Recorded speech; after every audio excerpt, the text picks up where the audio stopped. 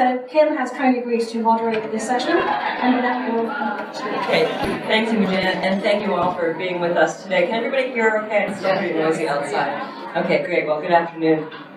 A little bit about me, and then I'll just pass it on down to my left, down the panel. We'll introduce ourselves. We'd also like to have a sense of who's in the audience. So if you're an investor, will you just raise your hand? Great, thanks. And if you are an entrepreneur, NGO, okay, great, thank you. We also want you to engage with us, so feel free to interrupt, ask questions as we go along. I started my career as a lawyer, very engaged in issues of social justice because I grew up in the 60s with a severely disabled sibling, and in those days, that wasn't a very welcome thing to be in our community. So I'm very proud of Gwen and being her big sister and her protector in many ways. So started my career as a lawyer, but transitioned into philanthropy and social impact about 18 or 20 years ago, co-founding one of the social venture partner affiliates, which is a venture philanthropy organization, now international. I co-founded SVP Delaware.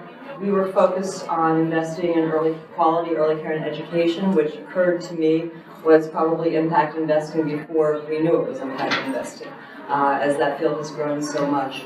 I went on to the board of that organization and then led a national nonprofit organization in the U.S. Campbell Soup Company was a funder of that organization, and 6 years ago asked me to come and create a signature philanthropic initiative for the company focused on reducing childhood obesity and hunger, food insecurity, in Camden, New Jersey, our world headquarters since 1869, so since 4 years after the end of the Civil War, where we have been part of that community. I was given 10 years, $10 million, and basically a very long runway to create something for the company without too much interference, which was a gift. And what we did was created a collective impact approach to social change. And we are unique in that we are not only the funder of that work, but for the first 5 years, we just entered year 6, we've been the backbone leader of that work. So really, the intersection of public-private practice and social change has been at the forefront for me. Just recently, about 6 months ago, my role expanded, and I now direct all of our community affairs enterprise-wide, and I am the president of our foundation. And I will say, since I just came from the diversity panel, I'm the first female president of the foundation in the history of the company, and we have our first female CEO in the history of the company as well, so that's quite an honor. So I'm thinking about how do I take a very traditional foundation board and executive committee who has been a grant maker and not a change maker, with all due respect, and flip the thinking a bit and talk about it. I'm going to talk tomorrow to the executive team about impact investing. I think that's a term that they're not too familiar with. So how do we transition as a very traditional corporate foundation to look with an impact lens with our philanthropy? Thank you, Kim. Good afternoon. My name is David Nicola. I am the founder of Black Dirt Capital and the manager of the Gratitude Farmland Fund. So Black Dirt Capital is really just me right now, but we build a team, and I have effectively seed investor partners. Gratitude Railroad is the group, and as most of you may have heard earlier today, right, Eric Jacobson, who is a member group, and one of the funders is part of that organization. So our first product is the Gratitude Farmland Fund. We are buying land on the East Coast. We are effectively retrofitting GMO commodities out of the system and putting in pasture-based systems. We happen to be focusing on grass-fed beef, pasture-based beef, and dairy. And again, I want to caveat that that is a part of the changing food system. It will always be consumed by Americans. We're not taking a view as to whether you should or should not agree with it. But what we do know is that most of that production is done in a way that does not make sense from an animal welfare perspective, human health perspective, or an environmental perspective, or a financial perspective, frankly, right? So we are looking for and have found and created a thesis where we are effectively changing a portion of the beef and dairy system in which we think we can make more money, we can have a better environmental impact, we can have a higher social and animal welfare standards as a result of the production systems that we're choosing. all while we're investing in land, which if you are put your investor hat on, is on the risk-return spectrum is a lower risk opportunity. The reason Gratitude Railroad has been interested is they know me and they like the thesis. That's a simplification of it. But the reality is our view of it's called the impact investing sector. I don't consider myself an impact investor, but we don't need to go there right now. Is that it's mostly a lot of venture capital, and so if you're ever going to have a portfolio approach to impact investing, you can't have all venture capital. You would never do that. Your financial advisor would never ever tell you to do that. So we see that there's a dearth of real assets, etc., which is, let's call it, on the lower risk end of the spectrum, depending on how you look at it. And so we see it as a market opportunity. We see it as a business opportunity from a food system shifting perspective, and a business opportunity from being a manager in this particular space. Very briefly, background, one of my co-founders like to say, tree hugger, Wall Street tree hugger, right? So I care about the environment, but I worked on Wall Street for about 8 years, investment banking, and then portfolio manager at a hedge fund. So cut my teeth in real investment and risk management, and looking to combine that with understanding ecological systems.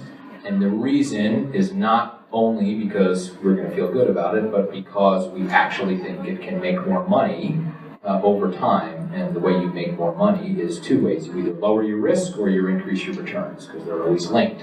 So if I can lower my risk, right, and create the same amount of return, it's just as good as having the same amount of risk and increasing the return. So investors don't always believe that, but that's how we think about it. So I will stop there and pass on. My name is Anastasia Kolpigius, and I come from a very different world. I am co-founder of Brooklyn Grange Rooftop Farm. We're a rooftop farming business. And we actually got our start we started raising funds for our flagship farm in late 2009. Not a great time to be starting a totally unprecedented business. We had this very naive idea that we would find one or two funders to come on board for the full raise, and we found ourselves scrambling and taking on dozens of very, very small equity investors and personal lenders.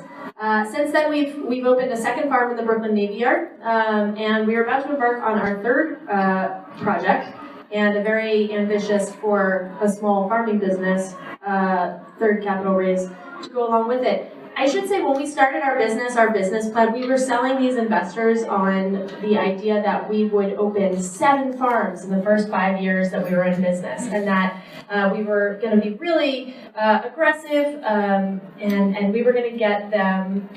We were going to be distributing, I want to say it was a 10-year return, our initial business plan. And we had a 5-year mark. We had 2 farms. Opening a rooftop farm is an incredibly complex and difficult business to run. It's not easily franchisable, right? We exceeded our revenue projections of the 5-year mark with 2 farms instead of our 7. And that's because of very diversified revenues, which we always anticipated. But we found something that I think is true of rural farms, of farms all over the world, which is that it's becoming increasingly difficult to grow food in a way that you're proud of, that you feel good about, and have it be profitable. So you're either, doing something ecologically that you're not too comfortable with, or you're going beyond food production, right, to make your money. And that's really where we've ended up. So the third farm that we're building, we're actually putting a 4-season events hall on that farm. We'll be able to do events 12 months of the year, as well as education. A third of our revenue comes from design and installation services. We did Vice Media's headquarters green roof. We're doing a homeless shelter in the South Bronx. So we do a lot more than grow food, and that is increasingly going to be true of any farm that's growing fruits and vegetables and making ends meet, and actually providing returns. So that's where I'm coming at this from, is sort of this, we started as a small business, we're making the transition into a mid-sized business with eyes wide open, but it is definitely not an easy transition to make. So I'm excited to be here today and hear from all of you about how you think small food businesses can make the transition into mid-sized food businesses and scale up and really help feed more people. I'm Lisa Sebesta, managing partner of Fresh Sources Capital. We're based in Cambridge, Massachusetts. And we're an investment firm that's solely focused on the sustainable food and ag space. So I'm really thrilled to be here with you all today talking about food on this panel. I came to food purely from an institutional investment background. I managed public equities for about 15 years. I was normally the one person in our firm who actually wanted to do the socially responsible investing when it was really not cool and popular, when I started. So I always, kept on that path, and a few years ago I decided to leave the public equity space and get into private investments because I felt like it was an area where I really wanted to learn more and felt like I could have greater impact. So after kind of figuring myself out for a little bit, I realized that I kind of stumbled upon food, and a great time we're based in the northeastern U.S. as a really interesting investment theme. Seeing that we had really strong demand for locally sourced, sustainably grown food with some aspect of transparency. So being able to trace back that fish to the waters where it was caught, or the chicken to the farm where it was grown, or the vegetables to where it was produced. There's a lot of demand for that knowledge and having that come through the supply chain, both from individual consumers, households, particularly mothers with young children, and increasingly from institutions, from colleges, many of whom in the Northeast have signed on to the Real Food Challenge, if you're familiar with that. So essentially having procurement goals around percentages of what we call real food or even locally sourced food by particular years. And a number of colleges are actually kind of showcasing that as a way that they're increasing sustainability on their campuses. So within that, we noticed that there's this burgeoning base of entrepreneurs that were coming in to fill those gaps, that the traditional food suppliers, the long line suppliers, were not really able to meet the demand of those particular types of consumers. So about 3 years ago, my business partner and I launched Fresh Source Capital, and then last year we closed our first fund. It is primarily a debt fund, and this is an interesting point that we can talk about later, but we chose to use debt as our primary vehicle for investing, mainly because we didn't want to force our entrepreneurs, put them in a position where they had to sell their company in order for us to regain our return. That whether that's right or wrong is, I think, it's not always right and it's not always wrong, but that's sort of the path that we decided to go down. And now, Okay, thank you very much. My name is Michael Hölter. As the name indicates, I'm not US and I'm not UK, I'm German. So you have to forgive my sometimes a bit more British accent than American accent, or German. I'm an employee, so the distinctive element, I think, is I'm not a managing partner, I'm not a founder, I'm not an entrepreneur, I'm a simple employee. Aside from that, I'm managing a fund which is called the Africa Agricultural and Trade Investment Fund, which is a 133 million outstanding instrument which is investing, as the name indicates, in Africa agriculture activities. Agriculture being defined a bit broader than primary farming activities. So the fund's target are to reach out and support ultimately smallholders, as well as target food supply, food productivity on the African continent. So there are two sides of this. The one is delivering food supply to the continent itself, but the other side of it is to support added value production on the continent, and therefore help that the continent is moving away from a pure exporter of raw material into an exporter of value-added goods. So these are the kind of key targets of the ARTIF. It's a debt fund. It is focusing as I said, on primary farming, but we also have in our portfolio microfinance institutions, banks, we have fintechs, we have mills, really anything that has to do with food.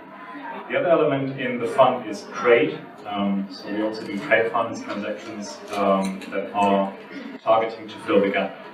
For example, you have a 50 million transaction where you have mice transport from a national food insurance program, or it's getting imported for the national food supply system from another country in Africa. And these transactions are something we do as well. So it's national food supply, it's smallholder schemes, and it's value-added production in the agricultural sector. Great, thank you all. Before I ask the next question, I do want to say that we are living in a time where I believe, and many would probably agree, that our food system is broken. And certainly as industry, as Big Food, Campbell Soup is looking at that carefully and looking at sustainability, how we're sourcing, our water usage. Our recent acquisitions have been in the organic spaces. So I'm going to ask a question, but I'm going to ask David actually to give a little bit of context around the question before we answer this next question. And that is, when do institutions engage in these investments around sustainable food in our space? How do we know when it's time? How do we know that these investments will be scalable investments? How do we know about the impact of the investments in the food space? But you so well articulated in our call a few days ago 3 considerations to think about before answering this question. So I'll start with you with some context, and then we can go down the road and answer the question. Okay, great. Thank you. So, in both impact investing and let's call it food-related, sustainable food-related investing in general, right? Some of the questions are, well, why is this taking so long to happen? Why can't we figure out the structure? Why can't you get institutional money instead of raising it from individuals? And I think we forget that this the food system, right, is changing, and the investment sectors are changing. And this has happened in effectively every industry since we started thinking about organizing ourselves as human beings around industries, right? We're not in a unique position here. Yes, it's different. Yes, it requires ingenuity and creativity and people to actually step up to the plate and get something done. But presumably, not being able to do 7 farms in a 5-year period, there are many tech companies and widget producing companies and financial companies that have experienced literally the same thing. So I think to a certain extent, when framing and thinking about some of these questions, the context of the industry and how it's changing is, to use a hackneyed term, based on disruption, just like most other industries. And I like to think of it as going from centralized to decentralized, right? Centralized food systems made sense, electricity systems, water systems, etc., and going back to decentralized systems. So we're moving from efficiency to resiliency, restoring some ecological balance, generally speaking, right? So, and again, to get back to the context, and then I'll stop, there are 3 parts of the system that are changing.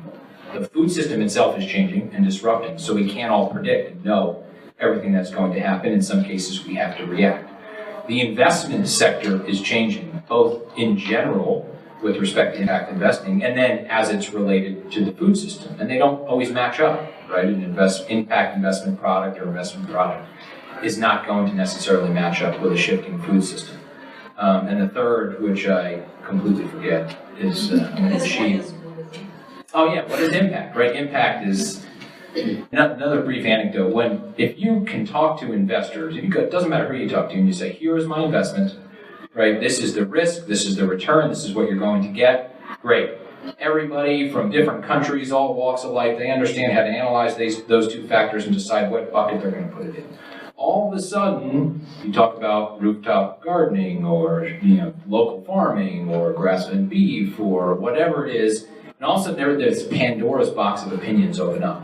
Now that's not a bad thing. What I'm trying to point out is that it just makes it really tough. Because I could have a good risk-adjusted return strategy that makes sense for the hedge fund manager as it does for the 100% impact-focused family office. But when you start talking about whether it should be rooftop gardening or farming and hydroponics or whatever it is, everybody has an opinion. It says, no, this is bad for carbon, or no, this is good, or no, I don't like animals, or no. So all of a sudden, you've taken this system in which you could get many people to invest based on a certain set of parameters, and you have inserted impact, which is completely undefined, and that is very specific and emotional to individuals, institutions, whatever it is, and that causes a ton of friction. So you have a shifting food system, you have a shifting investment system, and now you have what is impact, which means 1,000 different things to 1,000 different people. So it's hard. That's why we're all here doing this, and we go to 10,000 conferences a year, and it takes a lot of talking, but presumably we'll get there, and folks who can innovate and get something done will obviously be successful, just like in every other industry and business ever, I guess, in the history of humanity. Thank you. And now to the question of when actually do we know when to engage for institutional funders, individual funders to engage, and how do we know that it will be impactful and measurable? So I'll pass that start or Anastasia. I'll let you say something. Sure.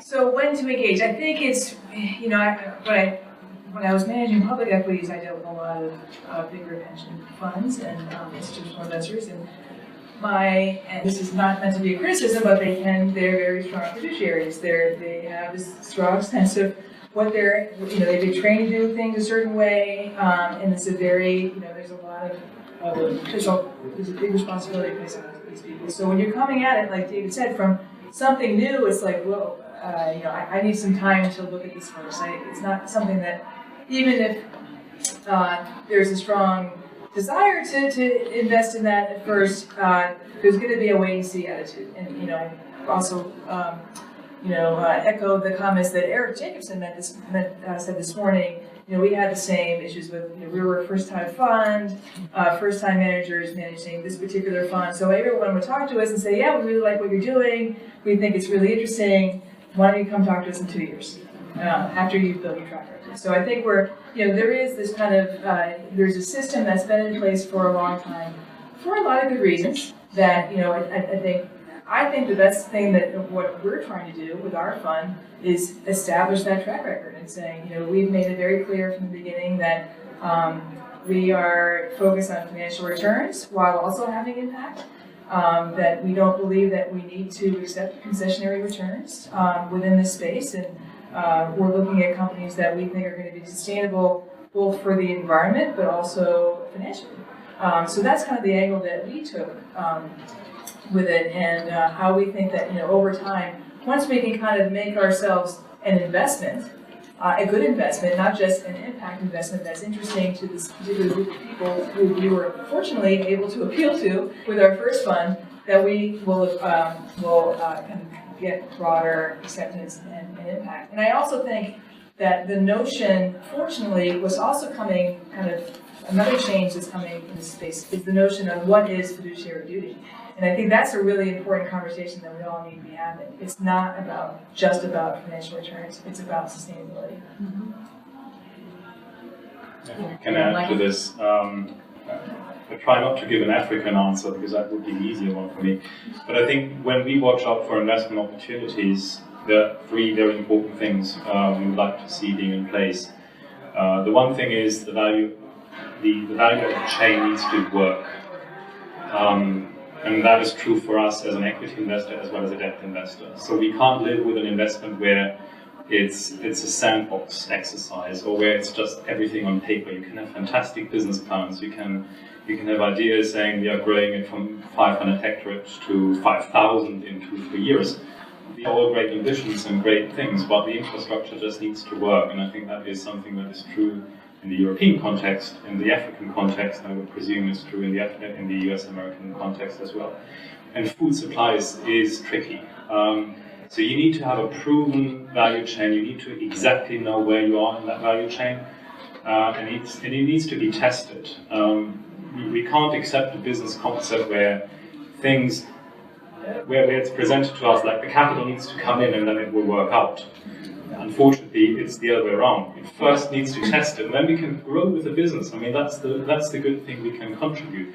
If we see it works, and then we can increase capacity gradually. We understand that a couple of manufacturing units just can't be bought in incremental stages. So you can't have a canning factory just canning 0.5 cans per day. That's understood. But the more we can compartmentalize the development of a food processor or even a food producing company, the better it is. So I think there, what is great from our perspective is industrial innovation. It's that producing elements are getting transportable. You have decentralized energy supply, which is becoming more and more sustainable. You have renewable energy supply being available in regions where before electrical energy has not been able to be sourced either from the grid or from other sustainable sources. So there is a great degree of innovation in the productivity that is helping us quite a bit. The second element, which is very important to us, is the kind of capital, the kind of equity that is already existing, and that needs to be what we call operational capital. We don't want to have an equity investor who is a financial investor. With all due respect to all my colleagues in the financial industry, that capital has proven to fail too frequently. We need to have an investor, we need to have an equity investor who puts his own money in the business, who is on the ground, who knows what he's doing, who knows what's right and what is wrong, and he can guide us. We need to have that anchor investor to provide the operational capital. And I think the third element that is unfortunately something risk always comes up with is just collateral. So either you have something you can lend against or you don't. If you don't, then there is no deal. That's as simple as it is. And that brings me back to the first point. We can grow over time, that's not the point. But we need to have EBITDA being tested, we need to cash flow to be proven, that increases the value of the company, and that's exactly where we want to be. So if you ask the question, when is the point in time we can come in? It's more a question, what is the minimum ticket size you would like to see? So for us, it's 5 million, 10 million, which is quite a bit already. There are other investors that are happy to contribute already at an earlier stage.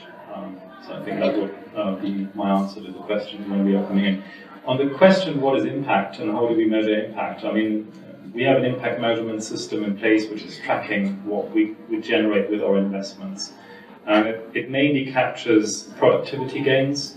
So what was the productivity before, what is it afterwards? So it's all about yield for farmers, it's output for processors, for transport and logistics and sales, it's the number of people that are getting access to food supply that they haven't before. It's jobs, so number of job creation, which is, I think, a topic we can discuss for ages, what exactly that means, a job that has been created and hasn't been there before. Okay, so that person must have been living from the air before. But that is one point we measure. And the third element, which is sometimes bizarre, is we measure tax income. So we measure what kind of contribution does that business do for the society, which is very important to us, which is not really very intuitive. But as a financier for us, it's important to see the tax returns going on.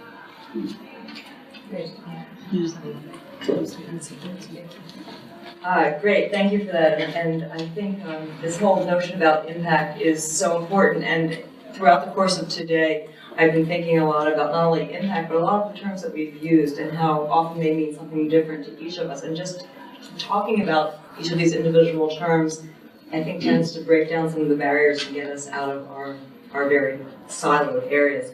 I want to talk for a second about a demographic shift in demand for healthier foods. So again, in industry at Campbell, we are listening and paying a lot of attention to our millennial population, and we are, as I mentioned earlier, making acquisitions in the organic space. We're doing reformulations of product to be healthier. But I'd sort of like to hear, perhaps, Anastasia, you could start on what you think about. Is there this demographic shift around demand for healthier, and if so, how has that impacted the work that you're doing? And then we'll pass maybe to Dave. Yeah, I think we can all just agree that there's a huge demand for healthy, and that's a very fraught, complicated term, because for some people that means local, for some people that means organic. I mean, David's work is beyond organic, he's restoring land that was previously degraded, and that's a beautiful thing.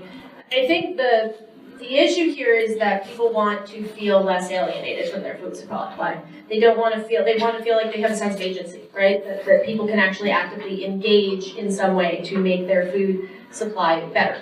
And that's a very difficult thing in this day and age. But I can't help but see these digital farmers market,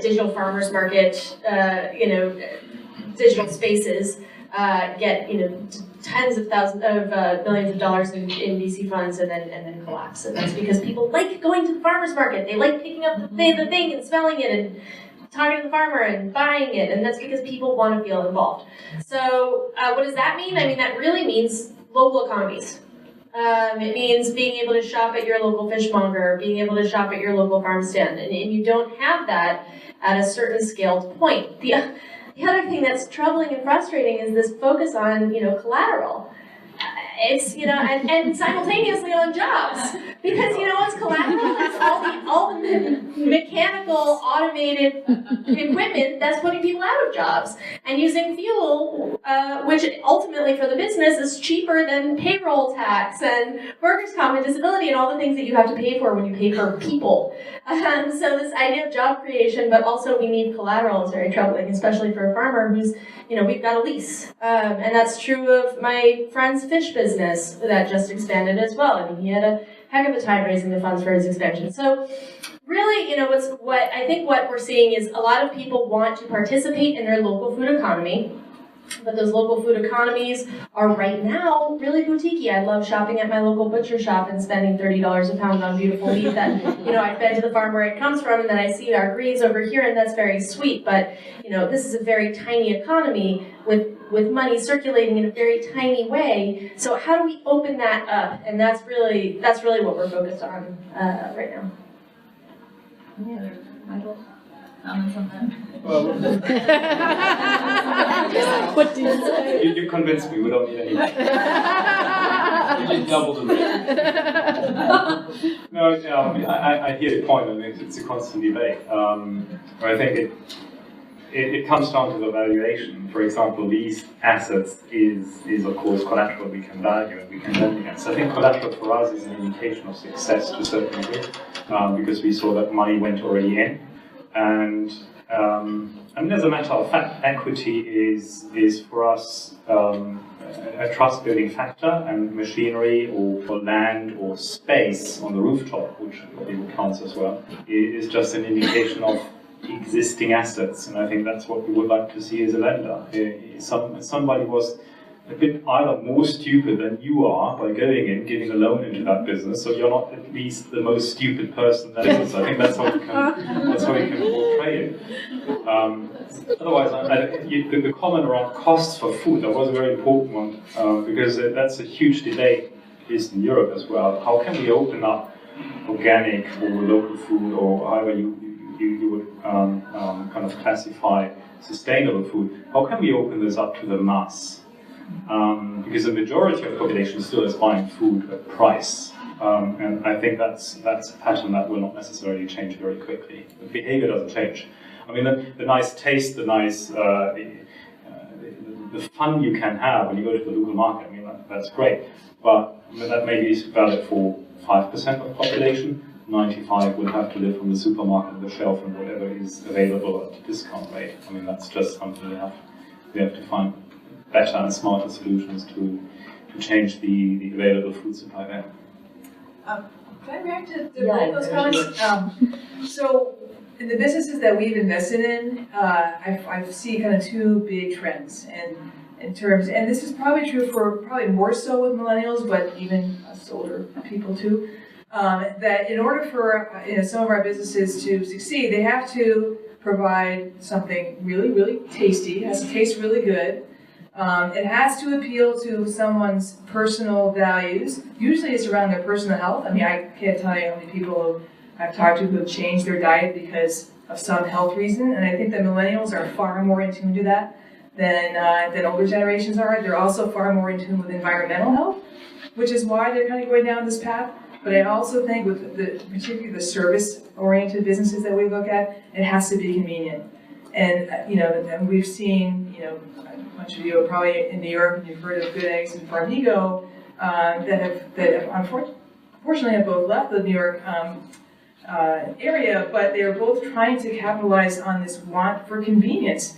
And unfortunately, not as much as everyone would love to shop at a farmer's market every week. Not everyone can do that, so I do need to be able to go online.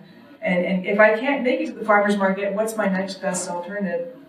And then how fast can I get that? So I think that what we're seeing, that what we really like too is where we see people really engaging with technology and figuring out more efficient ways to get local food to you more quickly.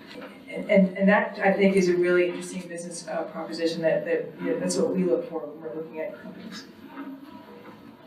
Great, thank you for that. And it really makes me think of two things. One, because I work in Camden, New Jersey, which is the poorest city in the country. It's a city of 8 square miles and about 77,000 people. I think a lot about the context of working in poverty and I think about supply and demand. And one of the failures that we had with our profit investment initially was funding a mobile produce truck to supply produce around the city. And we did numerous interviews with our community about when, what, how often. Had double up couponing.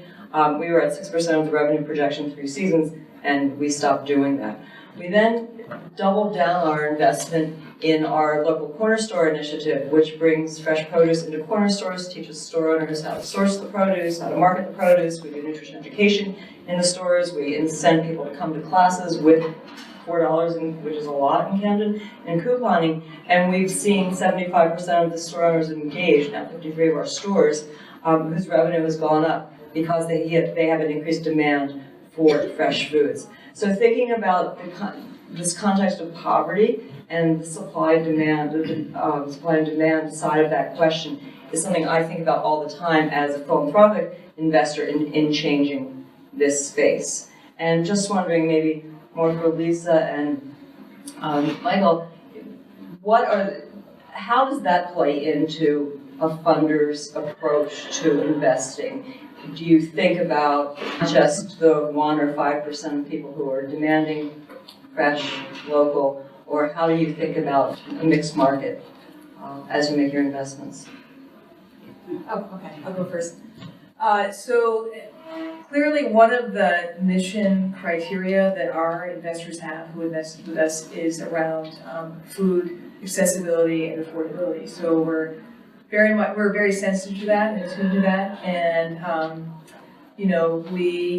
there's certainly plenty of businesses that are doing well that are appealing to this top 5%, and we are actively looking for those as well as ones that are appealing to a much broader audience. I think in that sense there's a really great opportunity around food waste. I use waste, it's probably not the right term, but food that is otherwise not being consumed. There's a tremendous amount of food that's being tossed at farm gate because they don't meet very specific criteria of how big a melon has to be for it to go to a retail store, or if the potato has some odd shapes or the carrot is curved.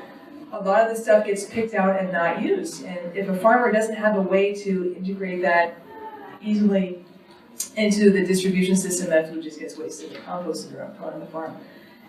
So we're seeing some really interesting opportunities that are capitalizing on that and then being able to offer that to challenged communities at a more affordable rate. So I think that's where we see a big opportunity. I think 3 answers to the question. The answer from a fund perspective, so the fund we are managing, the RTIF, we are on the opposite side. So ideally we would like to see the price be as high as possible, because then our smallholder in Africa can make a living. And I think this is the dilemma we have. The value food has is too cheap from 2 perspectives. The money that is spent for food is generally too little. I mean, not necessarily true by the population that is living in poverty, either nationally or internationally being defined. But the value we give for food is too limited. I think that one anecdote is there, we also finance a waste to energy program, or waste to energy installation. In that installation, every year you have an engineer coming in because they need to rebalance the systems, because the household waste gets too wet from year to year. And the fact that it's getting too wet is because people are throwing away food. And that proportion goes up. It goes up because people don't cook anymore, and they just buy, and whatever they don't eat, they throw it away. And that also means that the perception from population, what food means to them, is just, it's just something that exists, and I need it, and I take it, and I use it, and if I don't use it anymore, I throw it away. So it comes to the point saying there is a lot of food being wasted either at the gate of the farm or even in the household itself. So I think a change in behavior, saying more of household income should be allocated to food, that would be great. That would be fantastic, and that would help us an investor. Not necessarily in terms of our returns, but it will help us to have a more stable and predictive forecast. Because if food is a commodity which is easily replaceable, it ultimately means whatever I'm financing today, in 2-3 years' time, it may be completely out of date. And the unique opportunity identified may no longer be existing because the behavior of the population has changed. But if food becomes more expensive, then people will value it a bit more, and the change in pattern comes down. And for us as a funder, that gives us certainty. So if you talk about millennium or the generation aspect, if at the moment it goes into the wrong direction. I mean that's pretty clear, and that means also that collateralization requirements are going up, and tenors for funds get shorter.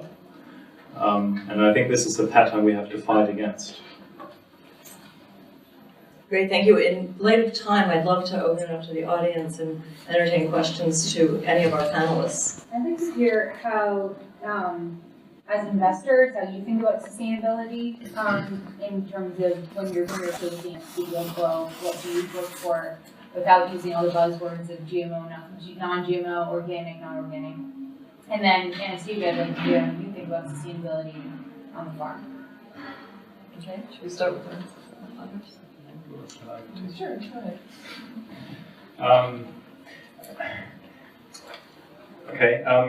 Again, talking from an artist perspective, I think sustainability is anything where you would argue that the producer of food is generating a return which is stable over time, and he can produce above his kind of self-supply limit. So we bring him into the market. That would be an artist vision, for example. But I think my answer indicates that each kind of investment vehicle we are setting up or which we are managing has its different mission. So investors often come with their vision of what they would like to see, and then hence you can reallocate the funding into the respective buckets. And to give you the complete opposite of the spectrum, I mean the bank I'm working at, I don't know whether I mentioned the name, it's Deutsche Bank. If Deutsche Bank handles a loan to an agricultural venture, they don't care. That's just the truth. It is necessary that you have a reliable cash flow, and that's the lending criteria.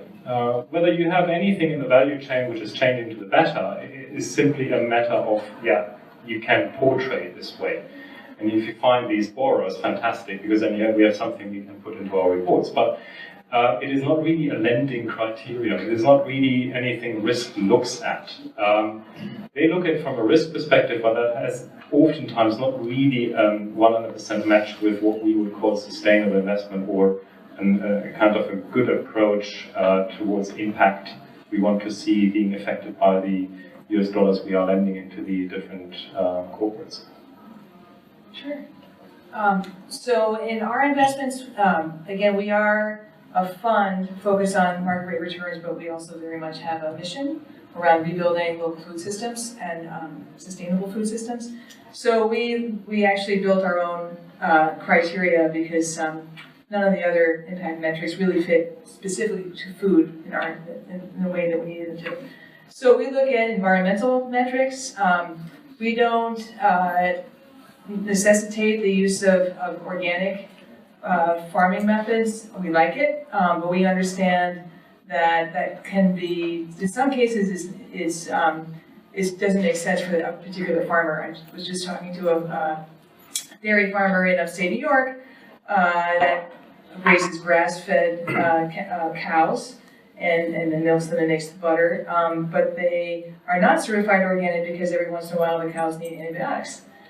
So, okay, all right. As long as I think that the key is that we engage with them and have a conversation of what they're doing and understanding why. So we look at environmental metrics, we look at what they do with their waste, how they think about energy usage. We look at community development. So we look at, is this company building a piece of infrastructure that can be used by other farms or other food businesses in this particular area? Is it generating jobs in this particular community? And then we also look at justice issues. We look at how are workers in the supply chain getting paid? Is this food affordable? So those are kind of the three different sort of main categories that we look at, with the understanding that we don't want the perfect to be the enemy of the good. Not every company is going to be able to check all those boxes, but we take this opportunity to engage and say, okay, in a way similar to what I'm sure a lot of public equity investors do with their shareholder advocacy, is we take it as an opportunity to kind of use our influence to push companies in a direction that we think is better and more sustainable. And I think there's a question for Anastasia. Yeah, I mean, we look at sustainability across, I mean, obviously profitability is first. We're not going to be doing any good for the environment or for the community if we're not still in business. And we're very, very goal driven. We have to be. But you know, the ecosystem bit of it is huge, and especially in, you know, I mean, I don't think anyone's opening farms in cities and using heavy chemical pesticides or fertilizers. There are a lot of different ways to be sustainable in farming. We farm in soil. A lot of my colleagues are hydroponic or aeroponic farmers. They all have different ecological benefits. We could talk about them for hours. We're not going to. The community part of it is the biggest for us. And it's not just like how much good are we doing for the community. Yeah, no business can check all the boxes perfectly, but we found that no, we're not able to be profitable if we donate half our produce. So how else can we help the community around us? And we actually started a nonprofit. We actually turned over that aspect of our sustainability to a 501c3 nonprofit because we found that it wasn't profitable. It was mission driven, but it was important. It was a duty that we had, but it wasn't profitable as a for-profit business. The big thing that nobody's talking about though is employees. I mean, that's going to be the hardest part of sustainability for an urban farm moving forward. Is the cost of living in cities is insane. Our staff is getting older, they're buying homes, having kids, they need money, and you know, all this talk of the affordability of food, also the big factor is time, the time that it takes. Like, I'm very impressed by the Camden Initiative, but one of the things in my food justice work that I've always experienced is people will tell me I don't have time to prepare fresh foods because it's so time intensive. So when I see that our staff is having trouble making ends meet, or not going home and cooking the food that they grow because they don't have time to prepare it, that to me does not seem sustainable. So that's really, you know, that's a huge part of it. Is our team we got health insurance for the first time. We're not obligated. We're just under 50 employees, so we're not obligated to have health insurance. But like, our team was not insured because they didn't have time to go out and find health insurance. So we actually set everybody up with health insurance options. And that for us was like, all right, this is becoming a more sustainable business, because now if one of our employees hurts themselves on the job or off the job, they can go and see a doctor without stressing about it. And it's those little tiny things that people aren't looking at. You know, we're looking at these huge metrics, but how do small local businesses support their local economies? And I think it comes down to creating a healthy ecosystem, creating these partnerships with nonprofits, but also just making sure that the folks who are working with you directly are healthy and able to sustain themselves as well. Thank you. I think there was another question right up front. Go ahead. My name is Jan Morgan. I'm with Cornerstone Capital. This is not a Cornerstone Capital question. We actually are a sustainable finance company. Mine is about my family farm business in Costa Rica, which is breadfruit trees and marine trees, making food forests and making that a sustainable business. And through a German company, we succeeded in understanding how to do tissue culture in vitro with breadfruit trees and connecting small farmers. And it's just a whole big thing that I'm helping my son put a business plan together. And so, how many years is it? Will it take 5 years, 10 years from an investor point of view? Because we it's flour, it's chips, it's you know, all kinds of products.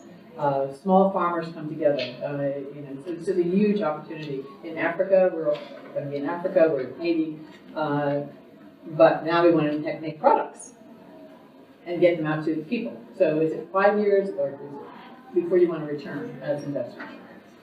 And we have land and collateral.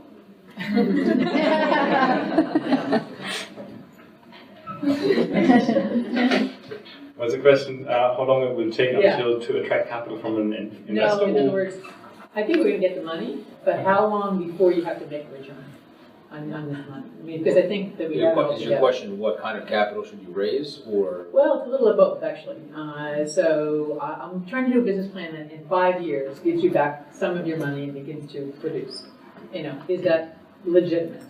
Or do you need, It all depends could I on, do it in 10 it years? all depends on your How crop, much? right? If you're growing an annual crop, then you. Right, it's about 7 year. years before you get the trees going. And So you erode another form of capital in order to pay a return in Yeah. 5 years. Yeah. Which just means you have to pay a dividend out of debt based on collateral. Right. Is that even a? And it depends on what the risk Yeah. depends on your risk appetite and who's.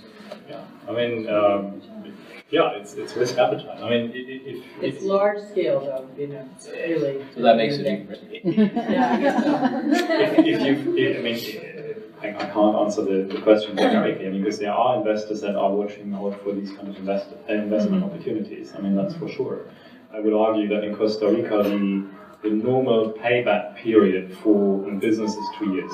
That's what a normal emerging market entrepreneur would also watch out for, which is in line with half-time of election cycles. Because you never know what comes after the next government. That's the logic as well for generally for emerging markets, just 2 years, 3 years, and then the next president will ruin you. We're in conjunction with Earth University though and other things, but anyway, yeah, fair. No, but I We own think, everybody. but I think there are investors that are definitely watching out for these kind of opportunities. But I would argue these are impact investors. Totally. Yeah, completely. I would just add that when we did our first capital raise, again, we were raising $200,000 and in 2009. So this was, a very different playing field than most of you are on, and much smaller scale than you're looking at. But we had folks who said, I'm going to lend you the money because I think you'll make it 5 years, but I don't think you'll make it much longer than that, and I want to be first in line to get paid back. We had one investor who said to us, there's no way that you can make this work. I would give you the money if you were going to be a 501c3 nonprofit, then I could take a deduction on it. And we said, well, if we go bankrupt, you get the deduction. He elected not to invest. I think most of the investors that came on board in late 2009, early 2010 did it because they wanted this project to succeed. It was less about the return than it was about the belief in changing the landscape of food and food production. Now it's a different ballgame. We're raising $2.35 million. We're selling shares at $50,000 a piece. We're looking at an 8-year return. It's a very, very different. We're not the hippie-hearted do-gooder tree huggers folks that came on board the first round are it's a very but you find your folks and I think as long as the plan is compelling and it might be value that's beyond financial value, then I think it's less important about what's 5 years into 10 years. You can find people to invest in Costa Rica with equity that are family offices that have a dream about what they're investing in. Whole Foods Effectively massive don't product. need any return. It's about Costa Rica, but Whole Foods. They'll just wait for it. Yeah. There are investors who will invest in that because it's, It's good. yeah, it's sort of a dream type of scenario and they will not care. I worked at a family office. Okay. I don't know if they'd invest in your project, I'm just saying. That investor type is out there, right? Impact investing is, I hear you. got lots of Thank folks. I'm just going to give you that so everybody can hear. Anastasia, you mentioned that, particularly in urban markets, probably it's very difficult for farmers to just be farmers, and they end up diversifying. And we see a lot of that in kind of wedding spaces and things like that.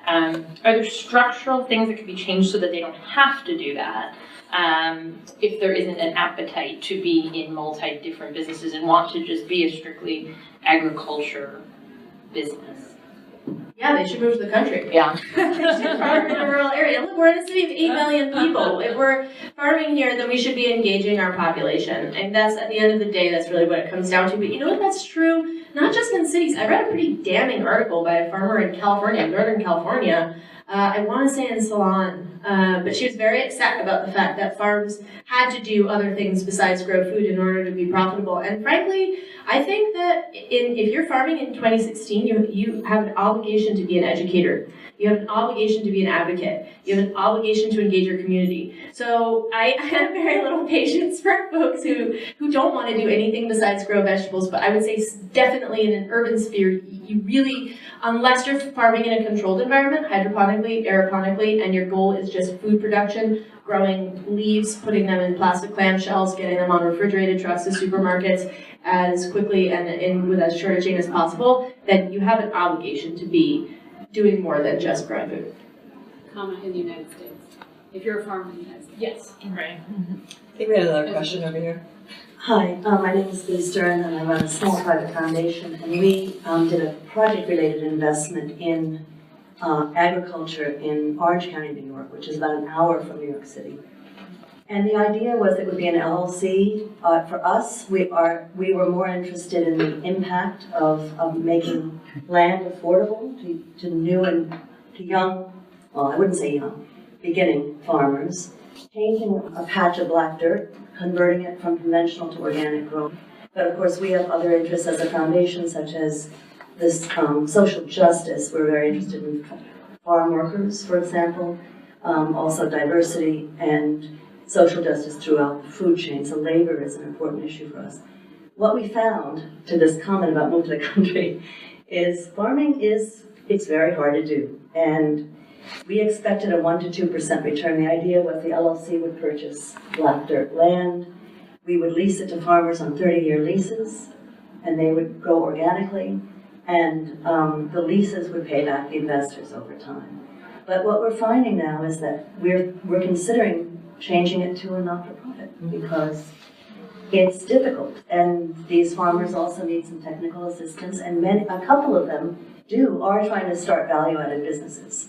And that's great, and we're trying to support them in that. But it's really a struggle. And one of the things we have learned is that